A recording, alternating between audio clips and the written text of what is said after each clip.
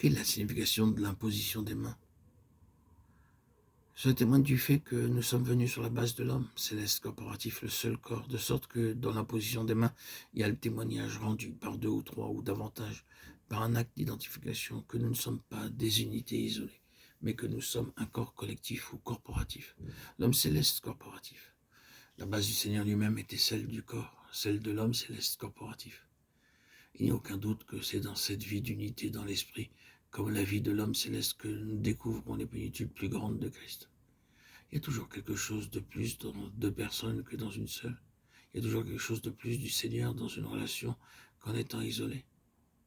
Le Seigneur indique cela très clairement, quand par le moyen de l'écrivain de la lettre aux Hébreux, il dit « N'abandonnons pas notre assemblée comme c'est la coutume de quelques-uns, mais exhortons-nous réciproquement, et cela d'autant plus que vous voyez s'approcher le jour. » Hébreux 10, 25.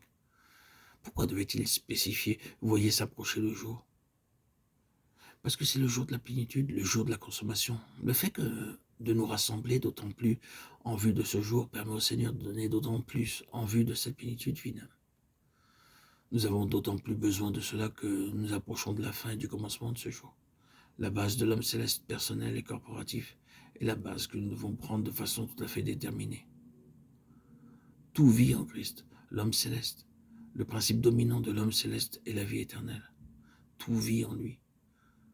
Nous avons dit qu'en lui la parole de Dieu est vivante, sur la base de l'homme céleste.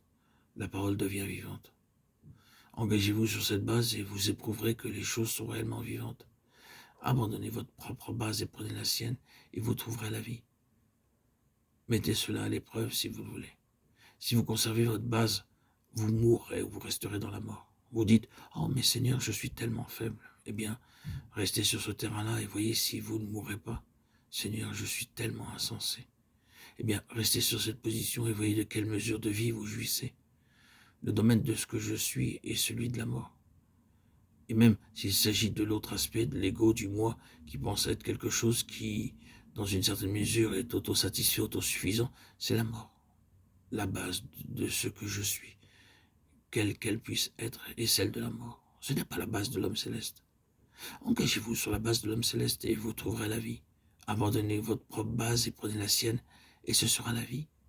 Si vous vexez, si vous fâchiez, que vous en alliez en boudant et en nourrissant votre grief, vous mourrez.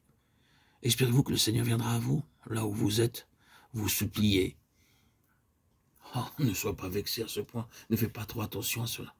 Le Seigneur ne fera rien de ce genre. Il ne nous poursuit pas de la sorte.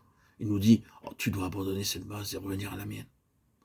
Vous mourrez complètement dans une telle position. Et vous savez que ce n'est pas avant que vous surmontiez votre irritation et reveniez sur la base du Seigneur que vous commencerez à revivre. Les choses célestes sont pratiques, non mythiques. Sur toute autre base que celle du Seigneur, il y a la mort. Si nous nous séparons, si nous abandonnons cette communion fraternelle, cette association qui est notre relation spirituelle dans la volonté de Dieu, nous commencerons à subir des pertes et deviendrons comme Thomas. Nous sommes à l'extérieur des choses, perdant du terrain, et nos vies deviendront chétives, ratatinées, misérables.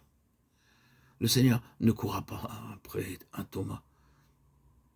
Le Seigneur n'a jamais poursuivi Thomas. Quand les autres disciples s'étaient réunis et que Thomas n'était pas avec eux parce qu'il était choqué, le Seigneur n'a pas été le chercher et lui dire « Viens donc Thomas ». Le Seigneur les a rencontrés quand ils étaient ensemble. Et ce ne fut pas avant que Thomas vint là où il se trouvait qu'il rencontra le Seigneur et entra dans la vie. Et qu'il est parvenu à voir combien il avait été stupide. Alors Thomas tomba à genoux. Il tomba à genoux et dit « Mon Seigneur et mon Dieu ». C'est là sa confession d'avoir été un insensé. Si nous nous séparons et nous nous en allons pour quelque cause que ce soit, nous mourrons. Le Seigneur ne viendra pas en vie jusqu'à nous. Il nous dira sans cesse, tu dois abandonner cette base et revenir là où je peux te rencontrer, là où ta vie se trouve. C'est la base de l'homme céleste corporatif. Revenir à Christ. Frères et sœurs en Christ, mes chers amis, que le Seigneur nous enseigne la signification de cela.